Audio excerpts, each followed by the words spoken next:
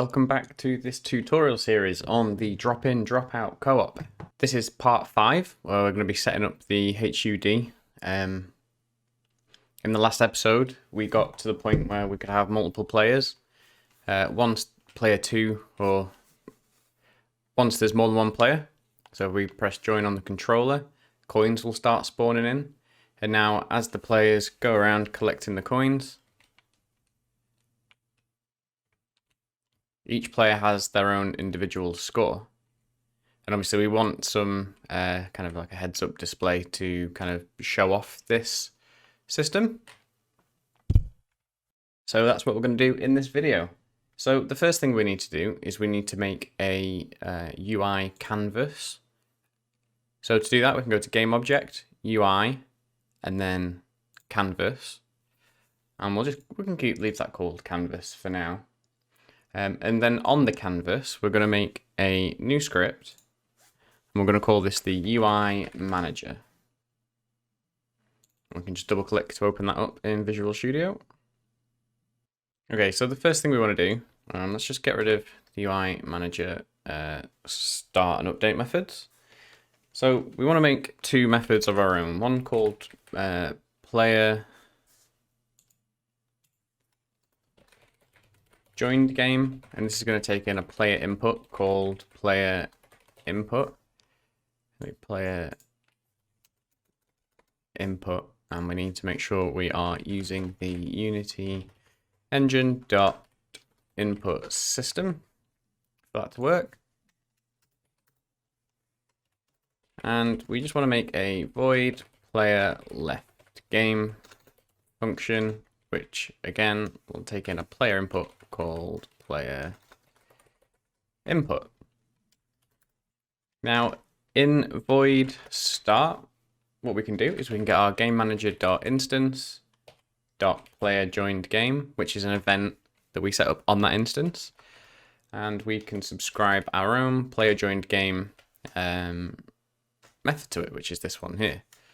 And then we could do the same thing to sign up the player left game plus equals player left game. Okay, now with that set up, we can just go back to the game. And we need to make an empty game object. We can call this the player UI panel. We'll attach that to our canvas. And to this, now I'm just going to put 000. So for this player UI panel, we want to add a new script, and we can call this player UI panel as well. And just double click to open up our player UI panel. So on this, we need to be using Unity engine.ui,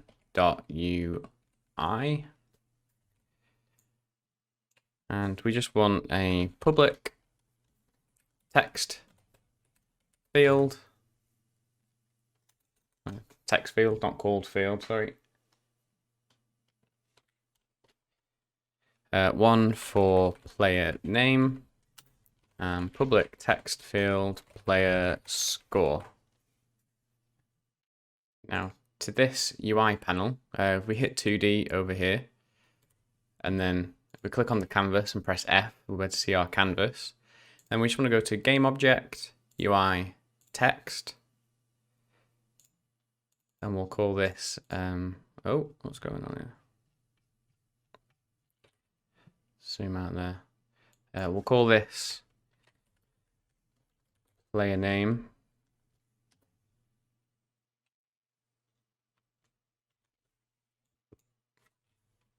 This will just say player.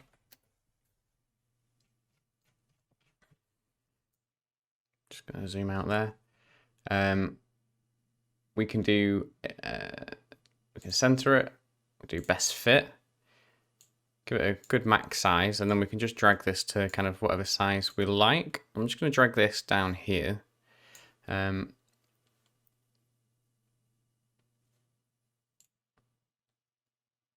for the color, I'm just going to make it white.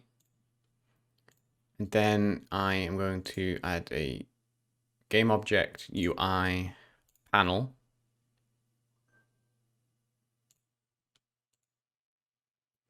To which I'll add the player name, and I'll attach the panel to the player UI panel. For the panel, I'm just going to make it black, and the opacity was already reduced, so that's fine. And let's just make this kind of like this size.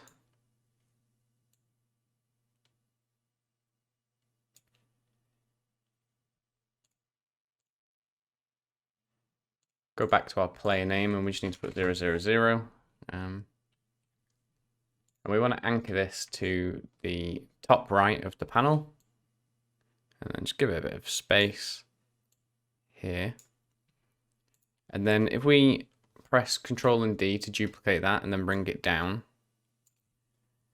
we can say player score, player score. Just make the panel, just make it a bit bigger just to see if we can get it to match this one. I'm actually just going to left align them like so. And then if we shift click, Control D, just move these new ones over.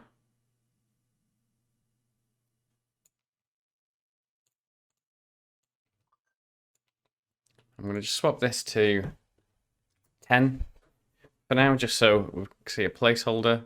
And then for player, I'm just going to type obj name just so we know exactly what it's doing. And I'm actually going to change this max size down to say 30, no, 40, 50, 50, and then I'll change this to match, just so that it's all the same size. There's a bit of consistency.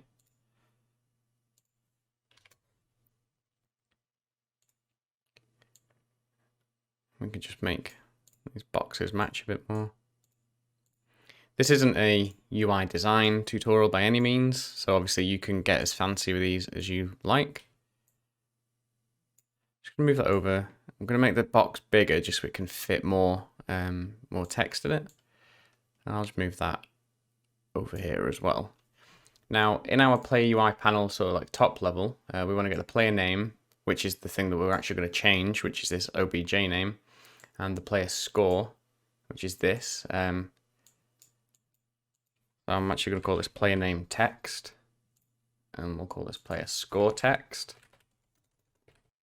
Okay, so now we've done that, we can get our player UI panel, drag it into our prefabs folder, and then drag another one, drag it back on.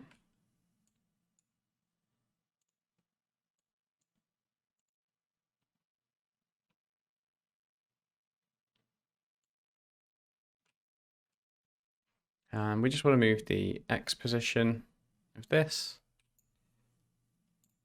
Press Control D. Move the X position again.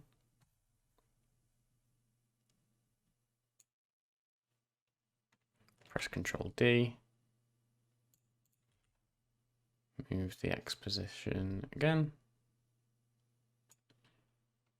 And then we actually need to, we're going to have to scale these down slightly. Oh.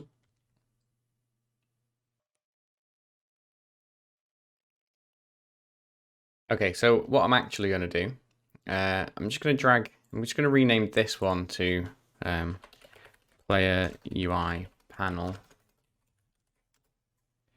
To this, I'm going to add the component of the player UI panel. I'll just reset up these so the name text goes into name, the score text goes into text. Just going to unattach that from this parent, delete that old empty. So now we've got this panel, which we can turn off and on. And I'm just going to pin it to the bottom left. Just anchor it down there on the bottom left. And then again, just add some I'm just going to give it a bit of padding and then going to drag it down into the prefab folder. And then from here, now it's a prefab. So if we change it, if we make any changes, the prefabs will change themselves. We could just press Control D, duplicate, move it over. Control D, duplicate, move it over. Control D, move it over.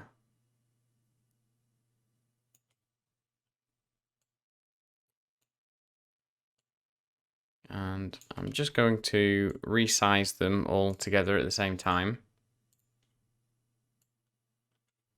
just so they all fit onto the bottom of our window. And then override, no overrides. Okay, that's fine. Again, this isn't a UI design tutorial by any means, but we've got our 4 player panels here. I'm just going to rename them in this window here. So player 1 UI, player 2 UI,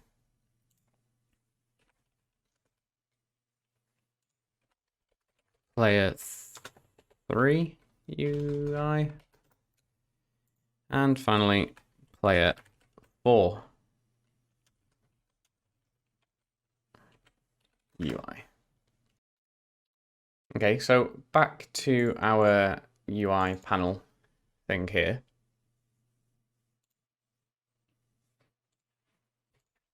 What we want to do, we need to add a public void assign player, which takes in an int index.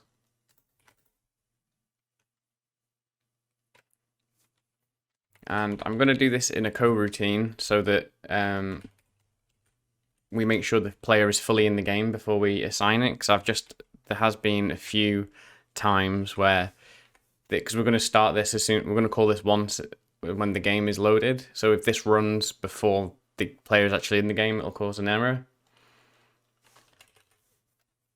So we're just going to pass in the index for that.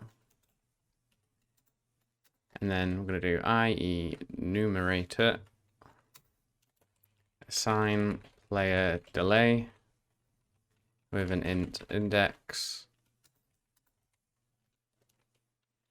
I'm going to yield return new wait for seconds. And we could just put something small in like 0.01f. Now for this, what we can do is we can say player controller player, and now we can say that player equals game manager dot instance dot player list at the index that we pass it dot get component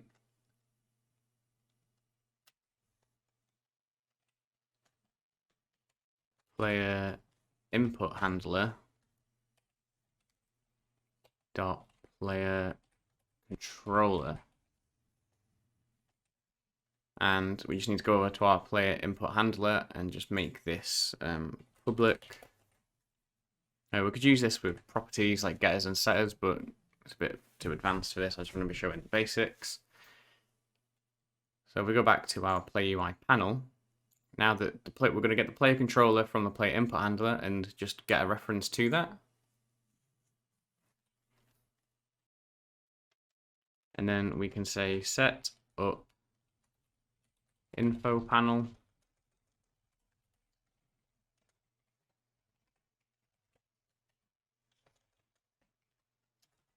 and that is going to be a void set up info panel if the player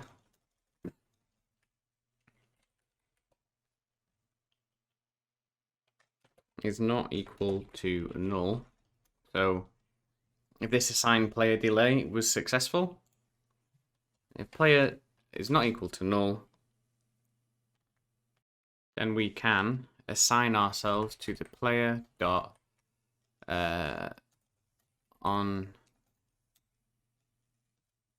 Okay, so if the player isn't null, what we want to do is go back to the player, and we just want to make an event here, which will be a public system.action, which will pass through an int called onScoreChanged. Sorry, a public event system.action int onScoreChanged. And then when the score increases, we are just going to check that if the onScoreChanged method has things subscribed to it, then we will call onScoreChanged and pass in the score. So now back in our UI panel, we can say player.onScoreChanged and subscribe our new method, which we'll make in a second, which will be called update score.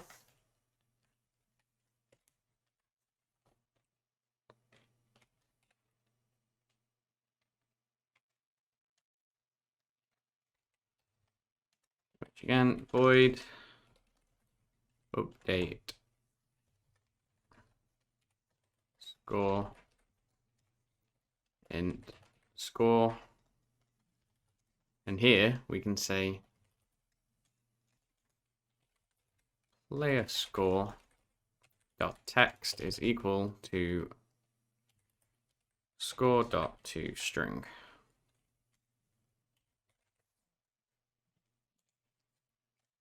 And as well as subscribing to the onScoreChanged event, we want to say the player name equals this.gameObject.name.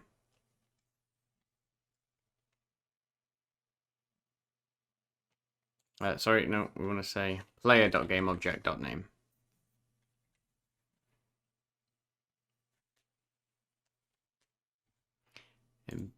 We need to say player name dot text. Sorry.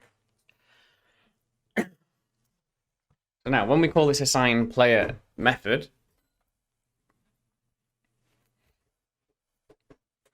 it's going to start this coroutine, which is going to wait just a millisecond. Then we're going to get a reference to the player controller from our player input handler, just so we can access that here. And then we're going to set up the info panels, and what that's going to do is it's going to subscribe the onScoreChanged method from the player. We're going to subscribe our update score method. And then the player name.text is going to be equal to the player.gameObject.name.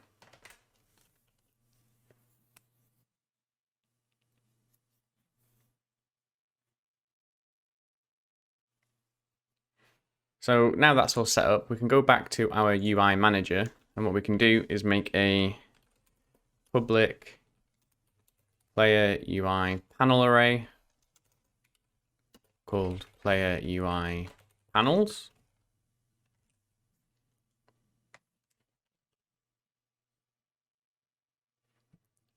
And we also just want to make, actually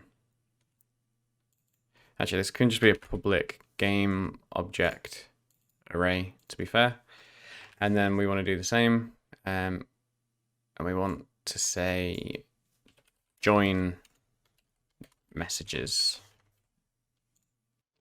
Okay, and then we need to just make a couple more methods. So void show UI panel, which will take in a player input called player input. And we also want a void hide UI panel, which will again take in a player input called player input.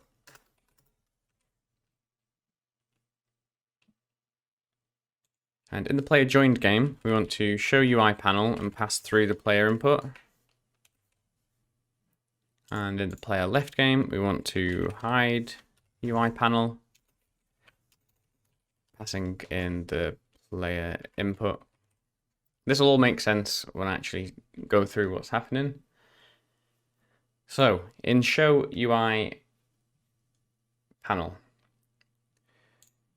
What we want to do is we want to say player UI panels, which is this array up here, at the player input.player index. Then we want to set that panel with the matching index to the player to true.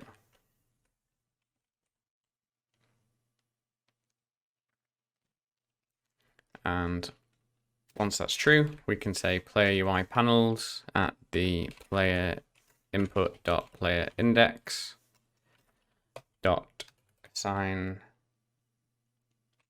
dot get component player UI panel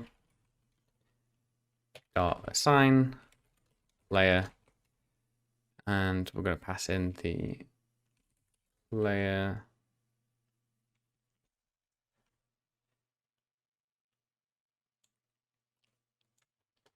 input.player index, and we just want to move back over to the player UI panel, and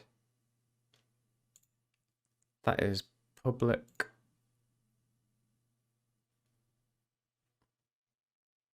Oh, my mistake, missed off the colons.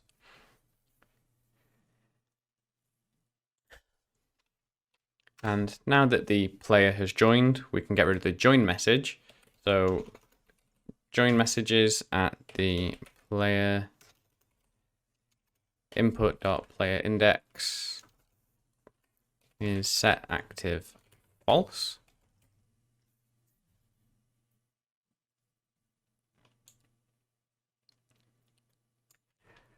And then we can copy these over. So when we want to hide it, what we want to do is hide the panel and show the join message. So let's go back to the game and just set up the join messages. So for the join message, I'm just going to copy the player UI panel element, and then just going to get rid of this script because we don't actually need the script on it.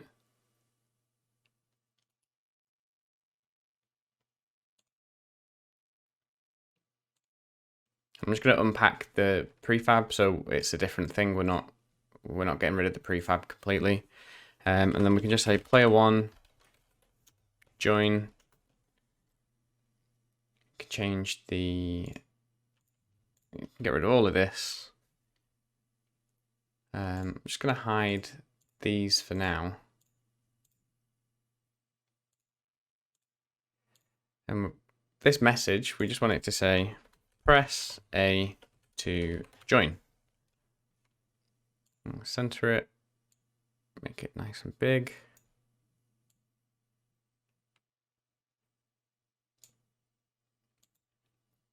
Pop it in the middle, why not?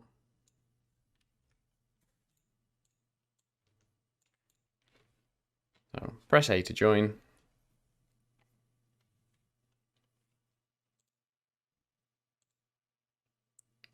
Okay, so now just to make sure that this is going to be centered directly over the player1 UI. Okay, so now what I can do is I can just duplicate the player1 join, drag it over, do the same, drag it over, do the same, drag it over.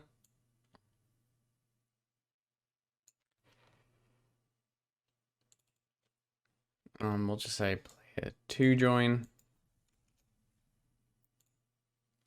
player3 join,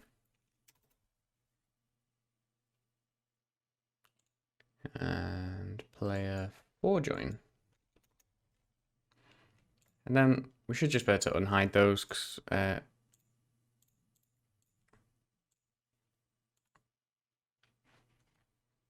Okay, so now on our canvas, we've got our player UI panels here, and we've got our join messages. So if we select our UI panels, so what we can do is we can drag our player UI panel 1 in, Now with 2, and you need to make sure these are in the right order. So player 1 has an index of 0 because that is the player index that is assigned to that player. So just drag these down and make sure that they're in order. So element 0 is player 1, element 1 is player 2, element 2 is player 3, and element 3 is player 4. And it's the exact same thing with the player 1 join. So we can drag player 1 in, drag player 2 in, player 3, and player 4. Now if we hit play, probably going to get some errors. Let's have a look.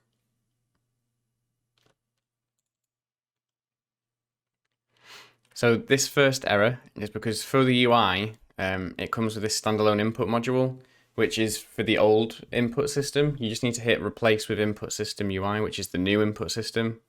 So if we do that, just save it, hit play. You can see they're cleared. And player 1, so you can see that's cleared, and it says player 1, player prefab clone. It's kind of gone out of the box, which is annoying. If we press start on the keypad, on the controller, the coins will start spawning. So let's see. So now this player has got some coins. That player's score is changing. This player's score is changing individually as well. What we want to do is we just want to hide these by default, these player UI panels, because when a player joins, that is when it'll show, and then once it's joined, this will be hidden.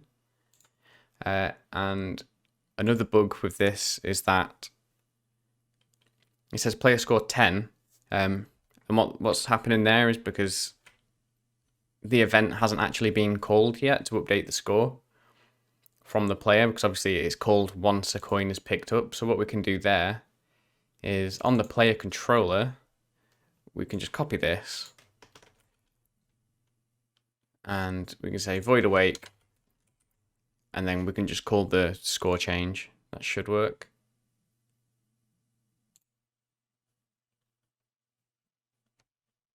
That's not worked. Why is that?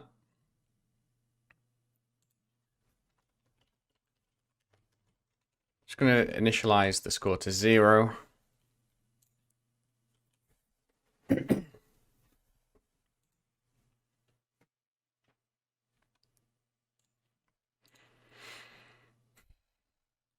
Okay, that's not working in the awake, so let's try it in the void start.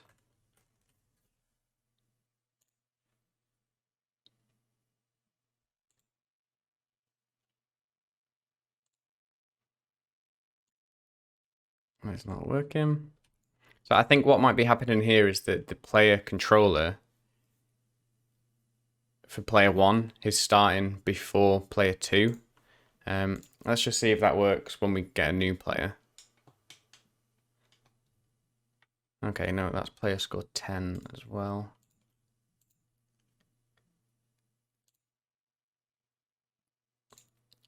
Okay, I mean, a quick fix for that would be to just change the UI panel prefab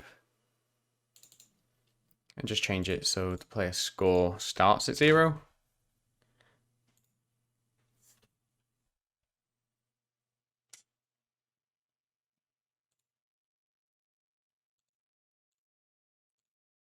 I'm gonna have to change this manually. No, 0.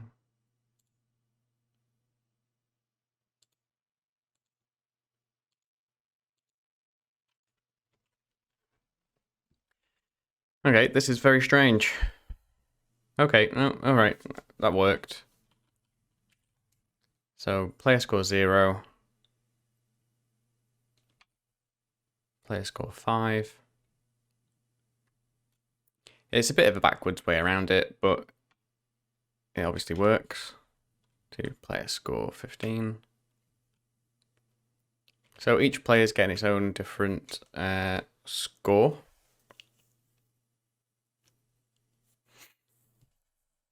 For the player name, obviously player prefab clone, that's not very good. So what I'm going to do now, just to have some differentiation, is in the player controller, we can have a public enum player name, and we could have blue, red, green, and purple. And we'd say player name this public player name this player's name, and we'll just set that to player name dot blue as a default.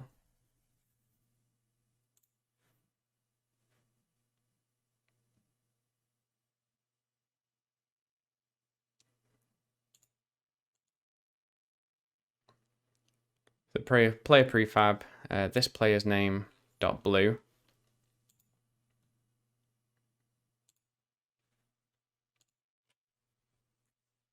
So back over to our player UI panel, we can say that player dot this player's name dot to string.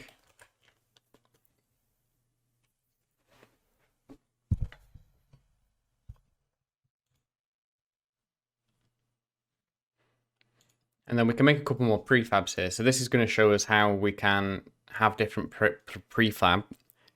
So we can have different prefabs here with different names, and this is why we've set it up this way, so the player input has different player prefabs. So I'll just show you what I mean by that.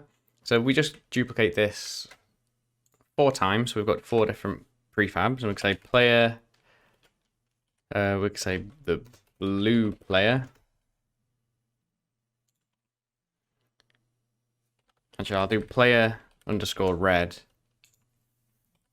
player underscore blue, just so it's all organized. Player underscore purple, and what was the other player? Green. Okay, and we could do player underscore green. And in our materials folder, I'm just going to create a material. And I'll say player blue. And I'll set player blue to kind of bluey color. I'll copy that to player red. Make a red color.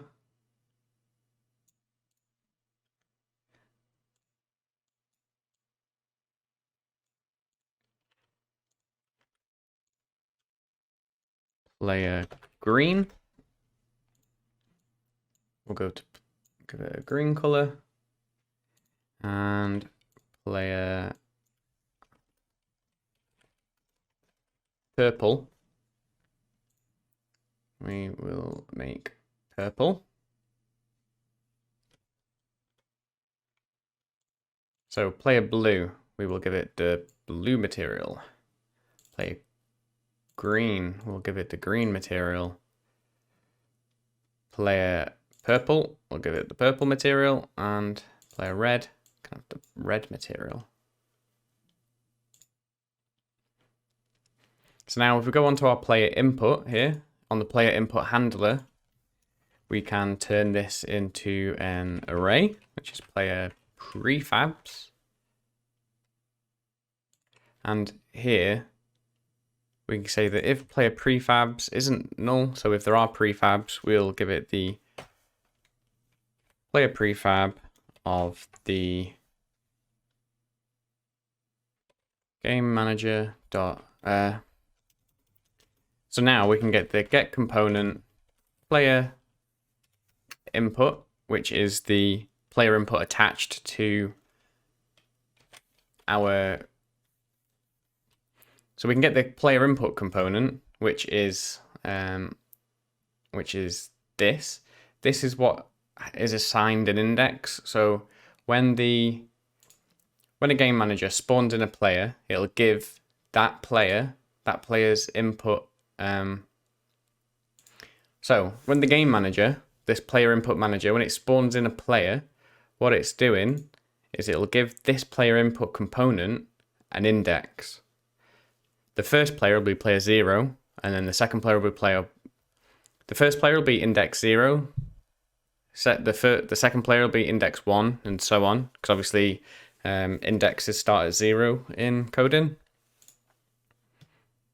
So we can do player input dot player index, player prefabs. So now what we're doing is when the player input handler is started, it's going to instantiate the prefab that has the same index as it. This could be quite risky because if say there's player index 5 and you've only assigned 3 player prefabs, that could be a bit of an issue. So you can put in some checks for that, but I think that's just out of the scope of this video.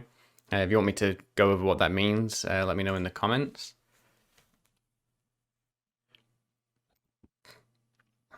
But for now, just in player prefabs, drag in blue, green, purple, and red. And then on player red, change it to red, player purple, change it to purple, player green, change it to green. So now when we start, we can see here that player blue has joined the game with a player score of 0. Player 2 can start the game, player green, score of 0. And then on another controller, player purple can join the game with a score of 0, and then they can each start getting their own coins. There are a few little bugs with this. So for example, if a player leaves and then rejoins, their old score is there, but then when you select, the score will reset, which obviously is a bug. We can look at fixing that in another episode. And also, if a player rejoins, they can't then leave again, so we'll have to fix that in another episode as well. But for this episode, that's everything that we set out to achieve. We've got the HUD, which is responding dynamically to the players as they join and leave. It's updating their names, and it's updating their scores. There are a few little bugs with it, but we can fix them in the future once we've got the other parts set up. Make sure to subscribe and hit that notification bell to know when the next part of this tutorial goes live. As always, the project files for this are over on my Patreon, which you can find linked below, as is every other episode of this series so far. But for now, thanks for watching, and I'll see you in the next one. Bye!